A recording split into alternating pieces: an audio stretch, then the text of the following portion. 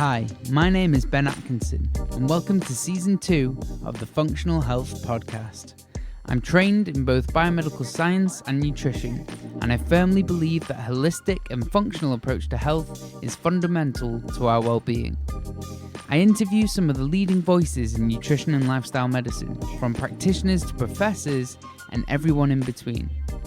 With this podcast, I will share with you their stories, their expertise, and their advice, shedding light on the industry from each of their perspectives and providing you with simple tips and tricks to help improve your health from today.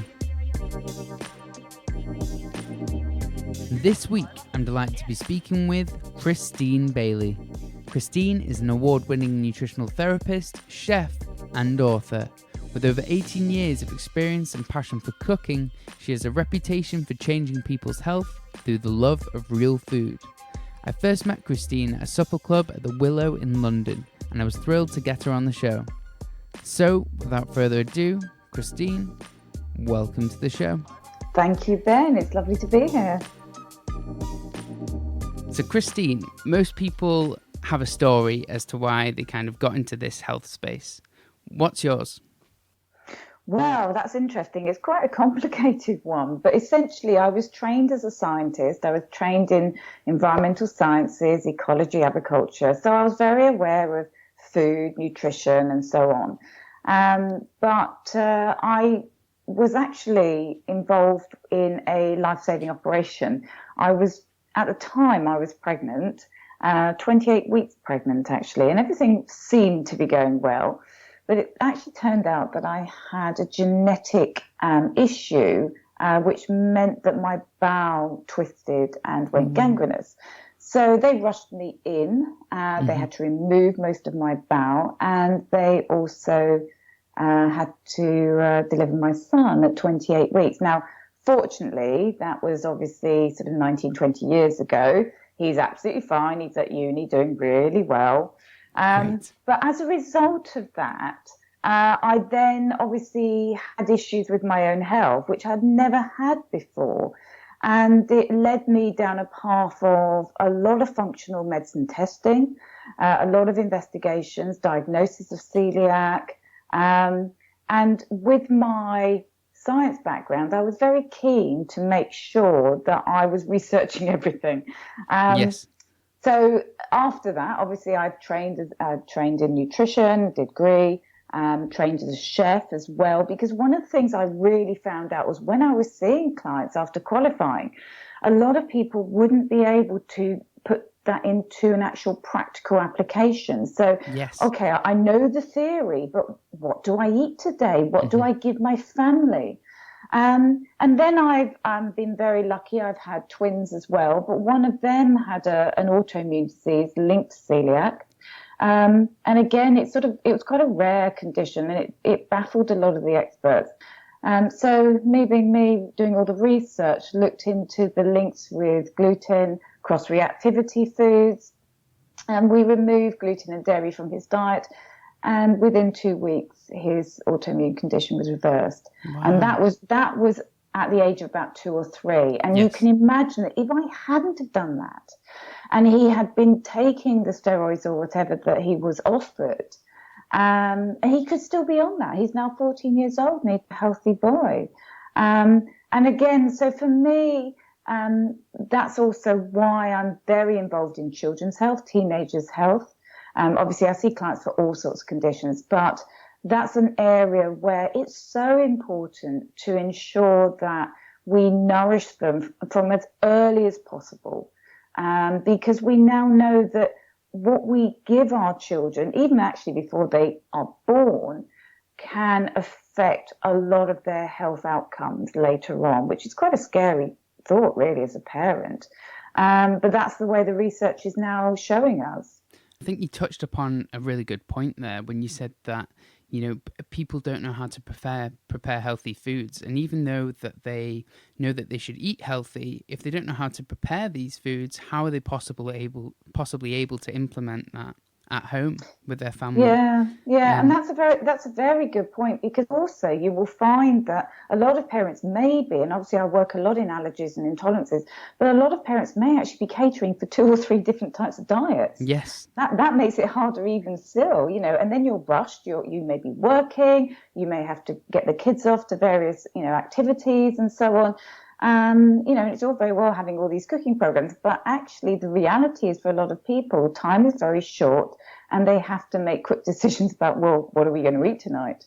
Mm-hmm. In your household, for example, have you got different dietary patterns which you have to accommodate with, or does everyone eat a similar thing?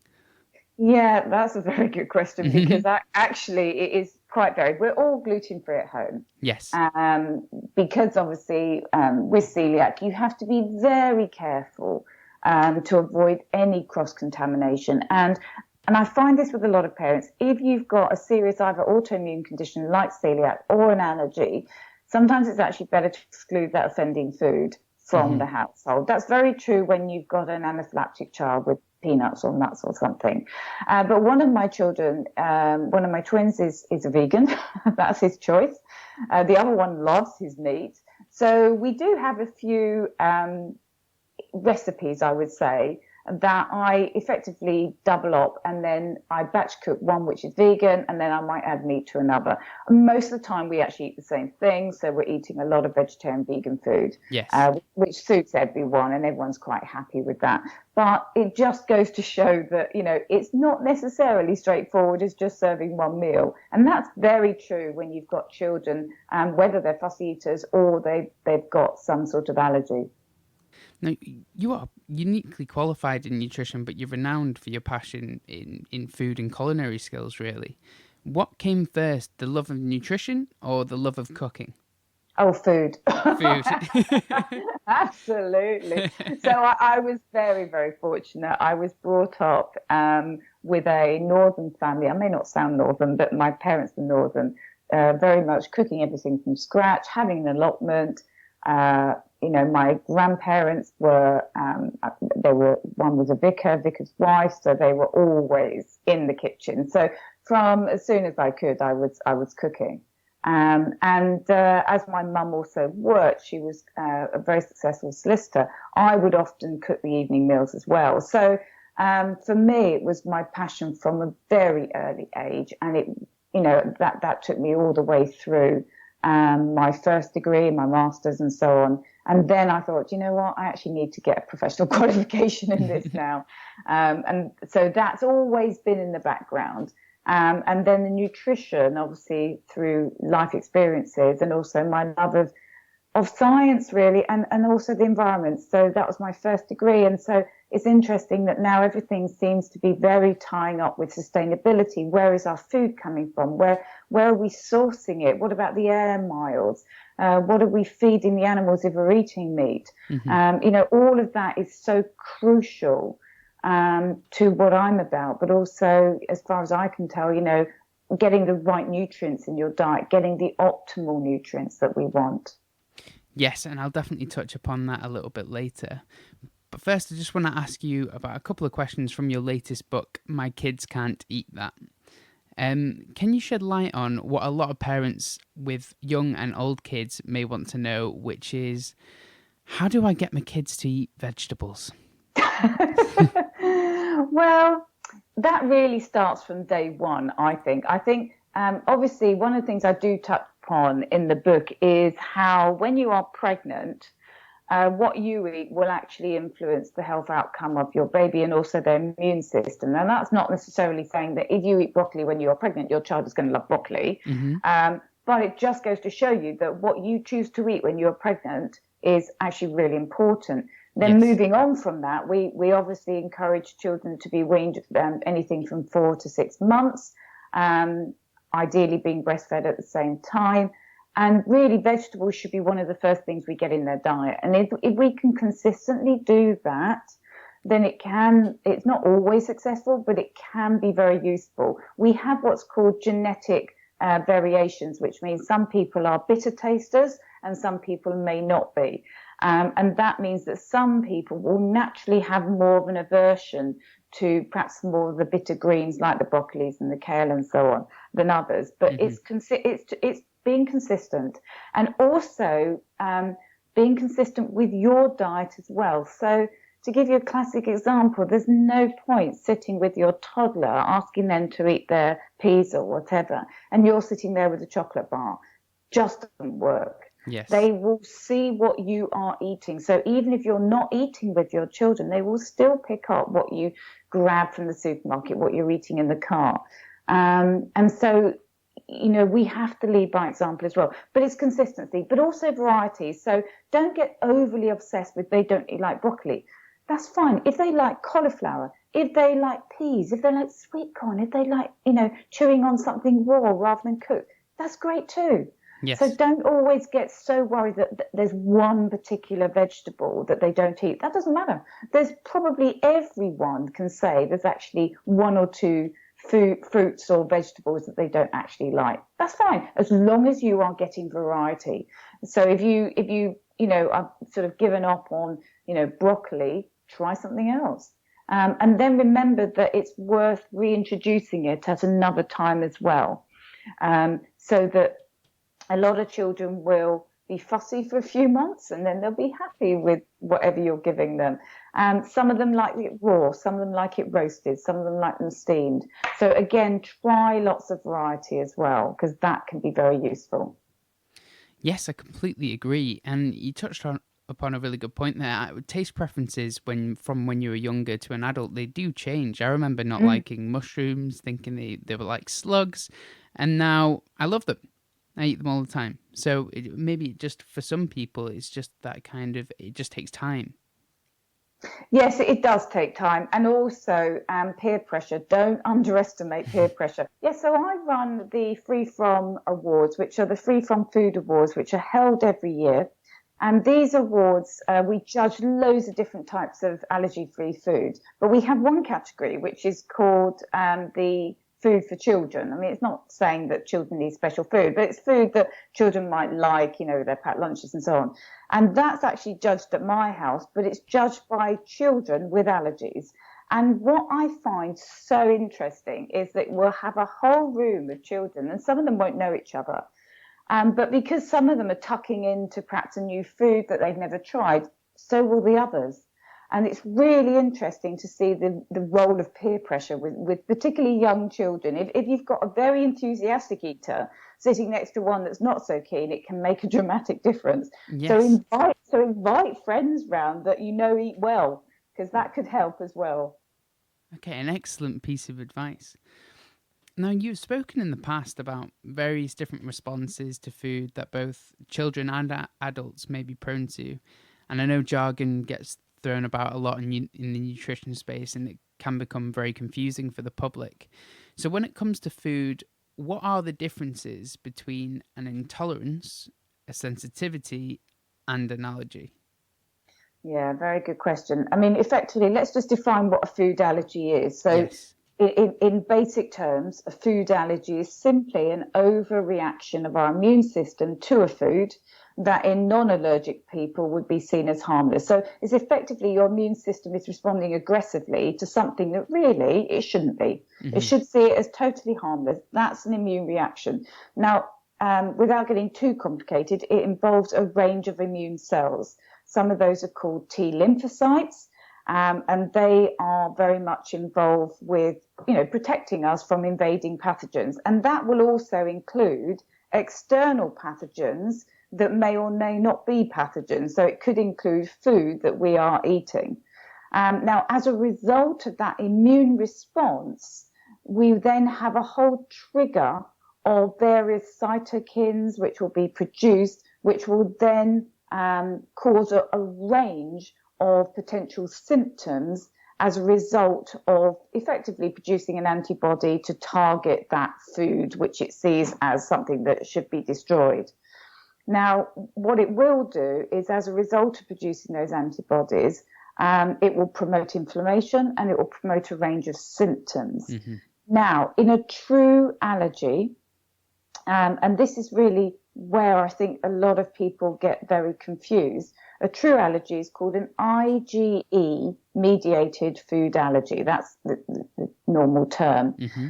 What this means is we are producing IgE antibodies, and children that are prone to those may also have other conditions associated with them, atopic conditions like eczema, asthma, allergic rhinitis. Right. Now, these will be immediate reactions to a food. So normally after eating, within the sort of 10, 20 minutes, you will see some sort of symptom. Now, with some children, it will be, I feel itchy all over. I might have a funny taste in my mouth. I might start having a rash over my body. I might start wheezing. I might choke. I might be breathless. There may be difficulty swallowing. And then, of course, there can be some more serious things like faster heartbeat, and also dizziness, lightheadedness, swelling of the mouth, swelling of the throat, and so on. And obviously that can lead to anaphylactic and in some cases death. Right. Now, that's what's called a true allergy.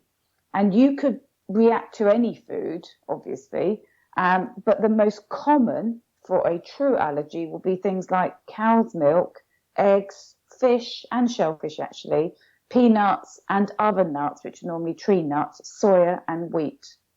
Those will normally be the ones related to an IgE. So to put it in perspective, we know that around about true allergies affect 8% of children.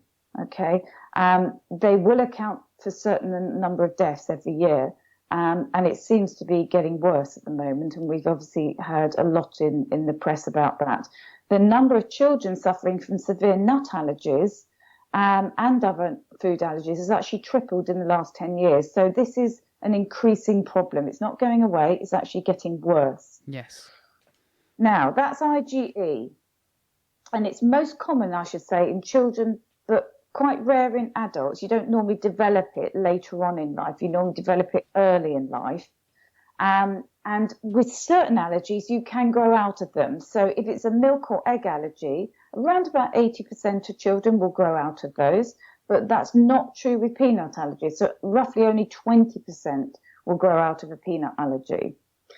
Now, that's what we call the classic food allergy. We then have a group of reactions to foods which are called food sensitivities. Now, these may or may not involve the immune system. There's a range of different processes that can happen. But in some cases, you will get a development of more antibodies, but they will be what's called IgG antibodies, not IgE. Okay. And these ones take a little bit longer to develop in the bloodstream. And so the symptoms tend to be more delayed, or the reaction tends to be more delayed. It can take anything from 1 to 2 days. And this can actually make it very hard to identify the culprit food, because obviously you might have eaten a whole range of foods in that sort of 24 hours. Now, the symptoms are not normally life-threatening. That's the big distinction. The symptoms can be very varied, and they can affect any body system, not just, feeling a bit sick or having digestive pain. And to make matters worse, they can also be linked to things like eczema, asthma, which we've already noted in IgE. So if you're listening and you've got eczema or asthma, well, that could be an IgG, or it could be an IgE related condition.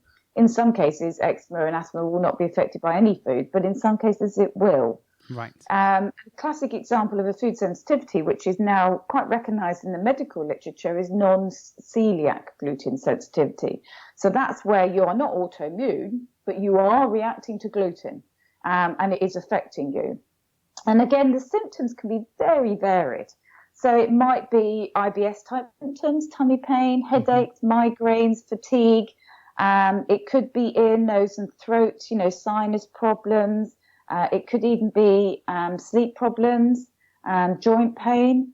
So the symptoms can be very varied, and that actually does mean it's quite difficult to identify what they are. The classic way that is normally recognized is called the elimination challenge diet, where you take out the suspected foods for 2 to 4 weeks and then you put them back in one at a time. Now, these ones also may not necessarily be for life either. It may well be that these type of food sensitivities are not for life at all. And what we often find is that there's something else going wrong, or there's other imbalances in the body systems, often the digestion or the immune imbalances. And it's temporarily causing your body to overreact to a food when, again, it shouldn't be. So these ones may not be for life, and they are not life-threatening, but they can cause a lot of ongoing pain and fatigue in some people, headaches and digestive symptoms as well. Yeah. So then we have food intolerances. Now, these are not involving the immune system, and actually children are less likely to have a food intolerance because often they are more common as we get older.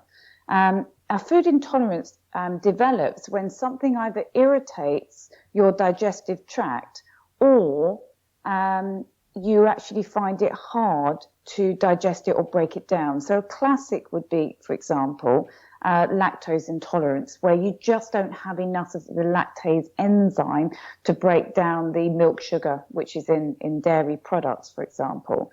You can have other ones as well, fructose intolerance, MSG, sulfites, and so on. So this is not an immune response, but obviously it can affect you in very similar ways, particularly with the digestive tract. So the classic would be with a lactose intolerance is that you'd have a cup of milk and you would be running to the toilet, unfortunately, because you just aren't developing it. Now, if we're talking about children in particular, they could have either or both IgE, true food allergies, and or food sensitivities as well. And obviously some children will have an intolerance to certain foods like lactose or fructose as well. And they can develop at any age, but often with the true food allergies, they develop in the first few years of life. Right, excellent. And you've mentioned just before what the mother eats can have a profound effects on the child's development of allergies and intolerances. How does this happen? Or what can the mother do to kind of reduce this risk? Yeah, so we now know that there's quite a few risk factors for allergies. Now, to be fair, some will have a genetic link. So if you are in an atopic sort of family where there's a history of allergies, asthma, eczema, and so on, there is a genetic predisposition, which may mean that you are going to be more prone to that. But what we also know is some of the risk factors for developing allergies are things like the levels of healthy bacteria, gut flora in your child's intestine, but also when you are pregnant. Whether or not you pick up when you're very young a gut infection or have a high dose of antibiotics, whether you're born vaginally or C-section, whether you're breastfed, the timing of weaning, and also the exposure to environmental bacteria during childhood. Playing with dirt is the classic one that a lot of physicians will now talk about because of the hygiene philosophy. Mm-hmm. So there's a lot of potential risk factors for allergies. But from a mother's perspective, if you are, for example, thinking about getting pregnant and in particular you know that your family may be more prone to those sort of conditions, there is certain things that we can do, because we know that as the fetus is developing, it is influenced by the exposure to microbes in the womb, including the mother's own gut bacteria and the food she's eating. So what can happen is that what we call the innate immune system, which is part of our immune response to certain pathogens, that will start developing, obviously, when the fetus is growing and developing, and that immune system, that innate immune system, helps us to develop what we call oral tolerance. Well, that is simply whether we are going to respond to something adversely or we're not.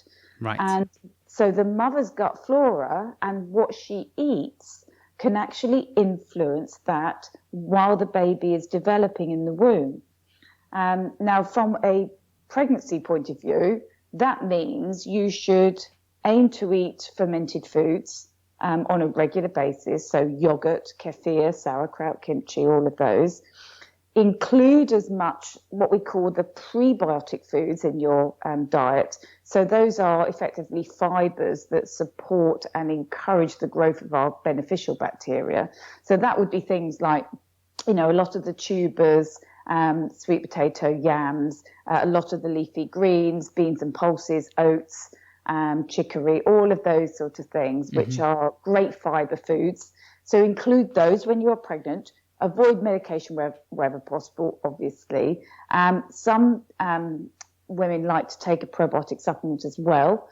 And then include plenty of variety of polyphenol-rich foods, which also feed the bacteria. So that's things like berries, apples, which are also high in not only the polyphenols, but also pectin fiber as well.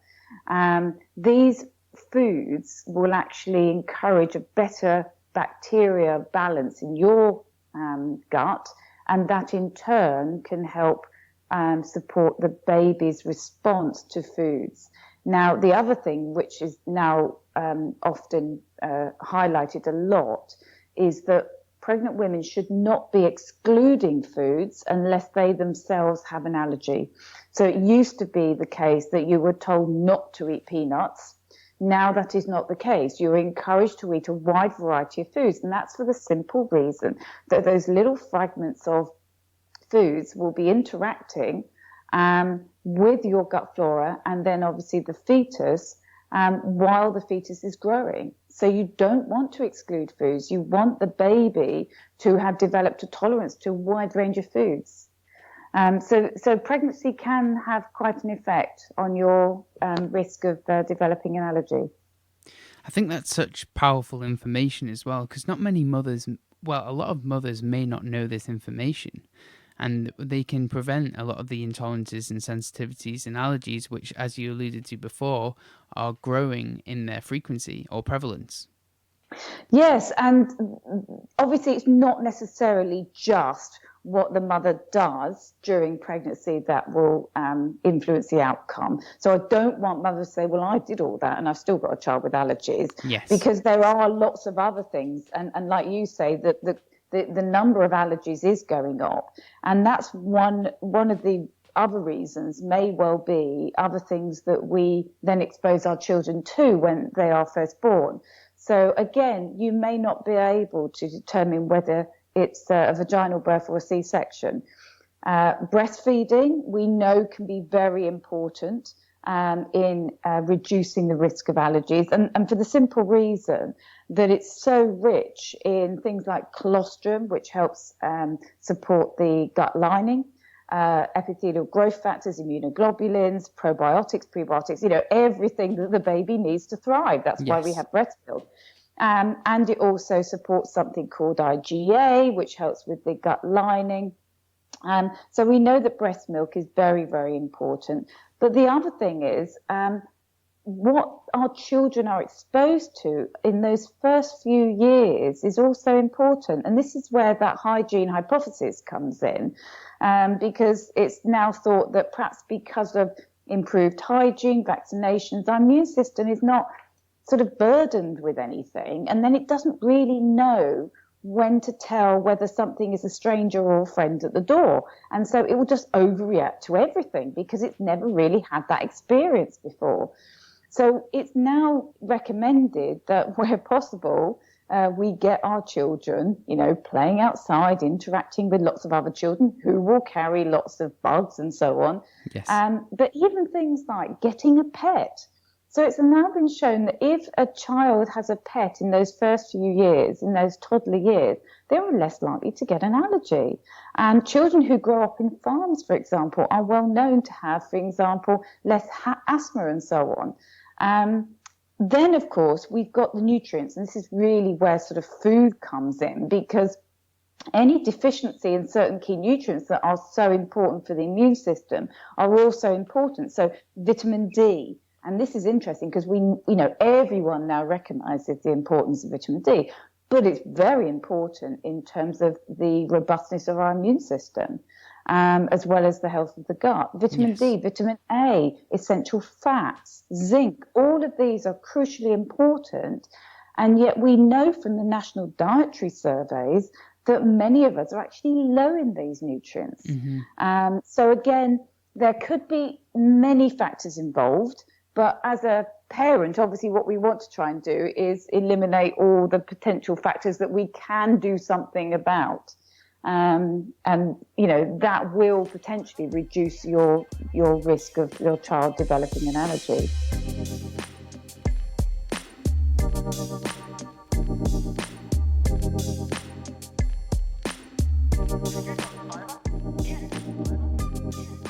So for parents that may have allergies, or some of the common allergies like nightshades, nuts, eggs, dairy, wheat and soy, how can they maintain adequate nutrition? Are supplements useful in this instance?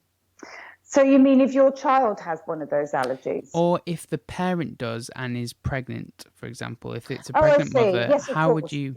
Yeah. So, I mean, the first thing is that most people will be able to take a probiotic because you can get dairy-free versions and so on. So that would be easy. The fiber and so on, that's all easy to get in. And then I would say, obviously, you should always, if you are pregnant, you should always only supplement with a formula that is designed for pregnancy, because you do not want excess levels of certain nutrients. So always be looking for a supplement that is designed for pregnancy. And, we're already recommended to take folate, for example, and vitamin D during pregnancy. The essential fats you can get, obviously, as a fish oil, but you can also get those as an algal oil as well. So if you are allergic to fish, you can get the algal oil instead. The essential fats are very useful, not just for the allergic response, but also for the fetal development, the brain development in particular. So I would always be recommending a mother, regardless of the risk of allergies, takes an essential fat during pregnancy, for example. And then generally speaking, even if you have to avoid grains like gluten and so on, if your diet is varied and you are rotating it as much as possible, so you're not just eating the same food day in, day out, which a lot of us do, let's face that. Yes, just for ease, I think. Yeah, absolutely. And, we all get lazy. We all like the same recipes that we know from week to week. Try and keep it varied, because the more we can expose our children to foods that are safe for you as a pregnant woman, obviously, the better. So a lot of people will be able, for example, if they are not able to drink dairy, have fortified milk alternatives like almond milk, for example, which will have calcium in, vitamin D and so on. So there are a lot of good alternatives out there now. And other problem foods, I know you mentioned sulfites before, that someone might be reacting to but aren't necessarily aware to look for them? I mean, what we often find, particularly with children and adults actually, is that there are certain additives that can be problematic, that for some people might increase their risk of certain symptoms. So you've mentioned sulfites there. Yes. Now, what's interesting about that is that has actually been associated with asthma, which is another what we call atopic condition, for example. So if someone's already exhibiting a certain condition, there are certain trigger foods that we might be looking at, sulfites, MSG for asthma. With eczema, the common culprits might be egg, cow's milk, wheat, soya, and peanuts. So those might be the ones that we might sort of be looking at and saying, well, are any of those aggravating your condition? And obviously, depending on that, we can either exclude or do a trial elimination as a result. But with the sulfites, often the more packaged, the more processed foods you are consuming, the more likely, unfortunately, you're going to get those into the system. And therefore, that goes back to cooking from scratch and trying to avoid, the packet, the flavored sort of seasonings and so on, because that's often where you'll find the sulfites, because it's a usual preservative. Yes, in a lot of foods and supplements, actually, without even realizing. Yes, unfortunately. Now, in some cases, it is worth mentioning that some people will have a sensitivity to sulfite, and that's because they actually have a deficiency in a trace mineral called molybdenum. So that's where you need to see a specialist and, make sure you're getting sort of, food testing in terms of what you're actually reacting to and whether you're low in certain vitamins and minerals. But you can also, what I also find that a lot of people do is just for a few days, just take a food diary. Just say, am I actually consuming a lot of foods high in sulfites? For example, dried fruit, which is often preserved with some sulfite, sauerkraut, pickled onions, sort of fermented type foods, wine if you're an adult, obviously. But even things like bottled lime and lemon juice will have sulfites in. So sometimes you can actually look at what you're eating over a few days and almost work out, do you know what, I'm actually consuming a lot of those. Maybe that's my trigger. Right. Okay. Great to know. And just one question which comes up all the time, or I certainly get asked, is about skin conditions and foods.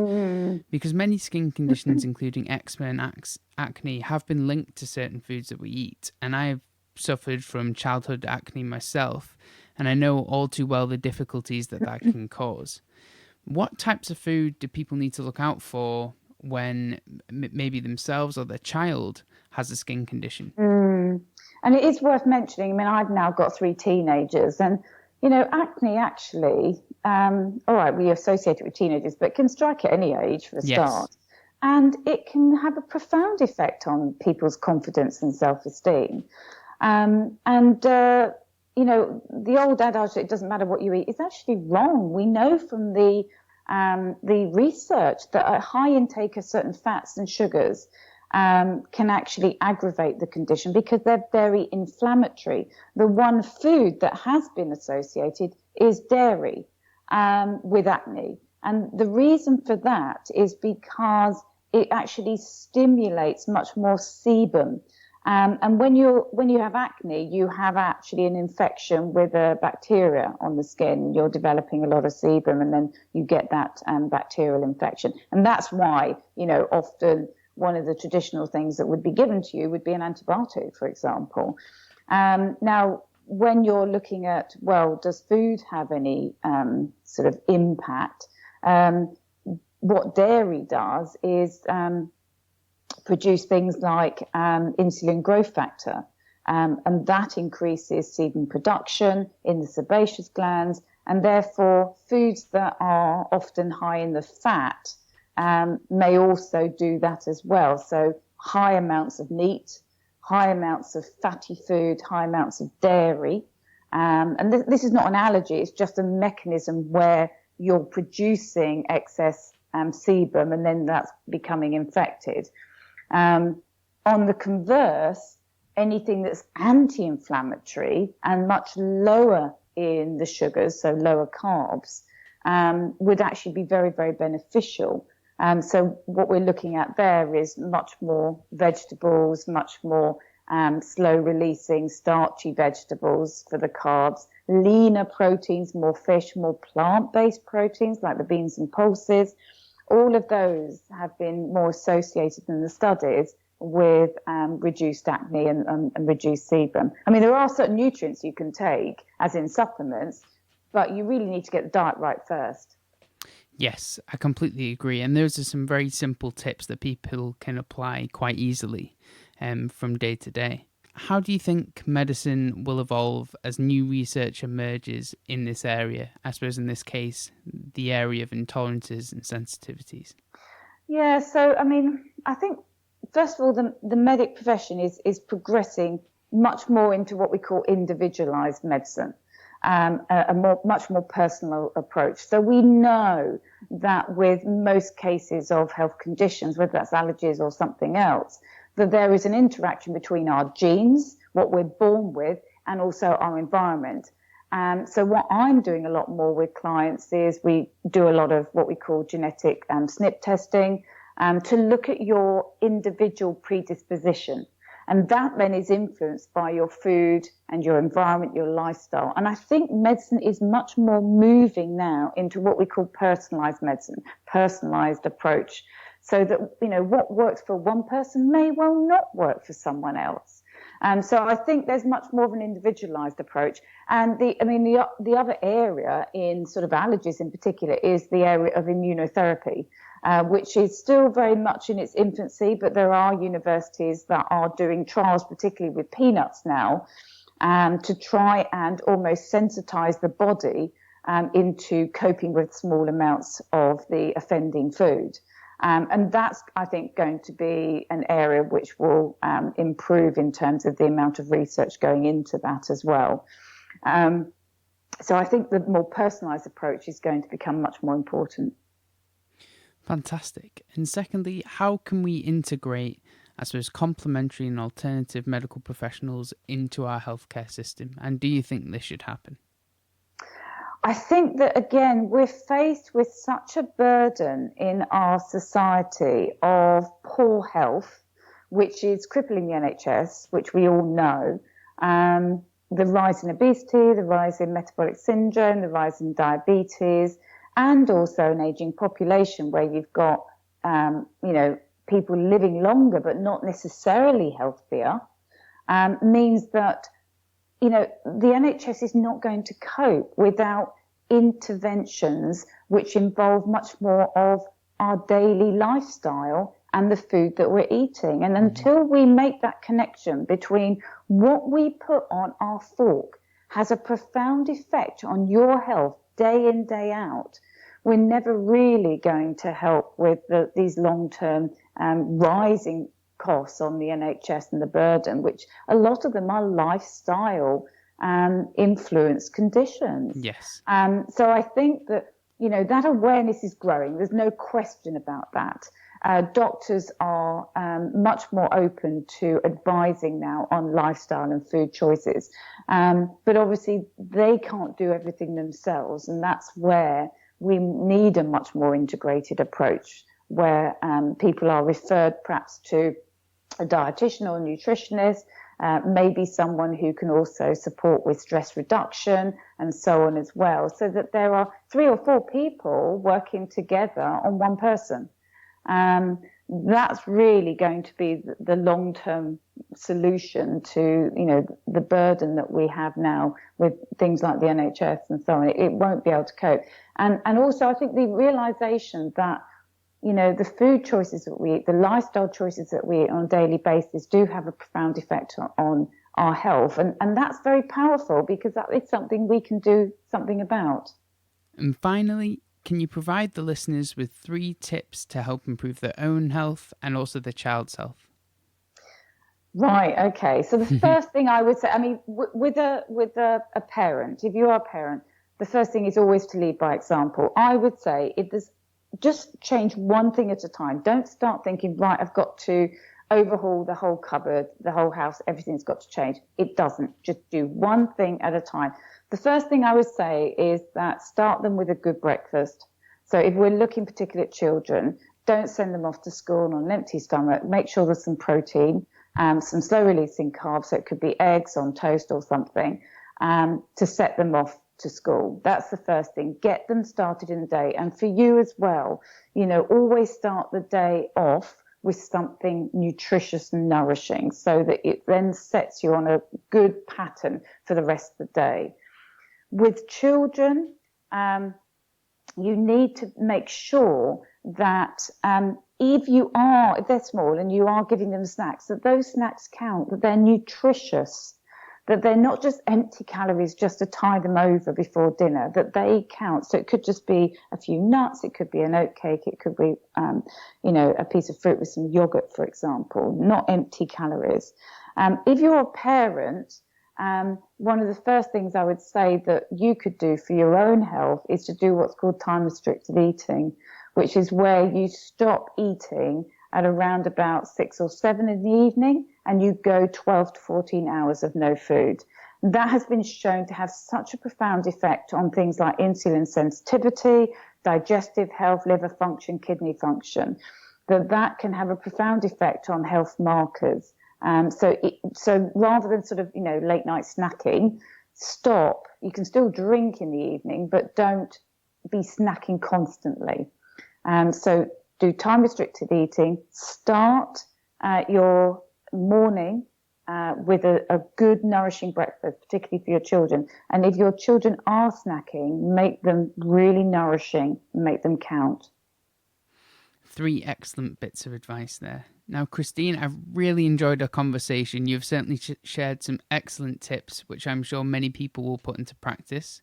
But before you go, can you tell people where to find you and what events you have coming up? Yeah, thank you, Ben. So I have a wealth of recipes, which are all free on my website, actually, if people are interested in allergies. It's www.christinebailey.co.uk. I'm also on Instagram and post a lot of little short recipe videos on there as well, which is Christine M. Bailey. And in terms of courses, I actually have a wealth of courses coming up at the Willow, which is just outside Kingston upon Thames. And we've got a whole range, everything from nutrition and cancer to things like anxiety, depression, child health, menopause, hormonal problems. We do a whole range of open training and nutrition days, and they're open to everyone. And they will also include a 2-course meal at the end, which is always very nice. And I'm also around the whole of the UK doing cookery demo seminars, presentations. Pretty busy, actually. Well, everything that you've just mentioned there, I'll be sure to put in the details in the show notes for the listeners. Christine, thank you so much for coming on the show, and I really do hope that we can speak again soon. I'm sure we will. Thanks, Ben.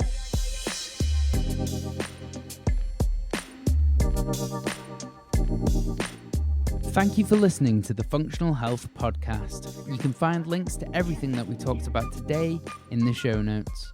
If you have a second, please consider leaving a 5-star rating on iTunes. It really does make a huge difference and helps get this valuable information out and reach more people. Don't forget to subscribe so you can stay up to date and know whenever I release a new episode. You can connect with us on Instagram, Facebook, or our website, and all questions are welcome. As always, thanks to Joss Aurelia for the editing and Alan Harper for his support.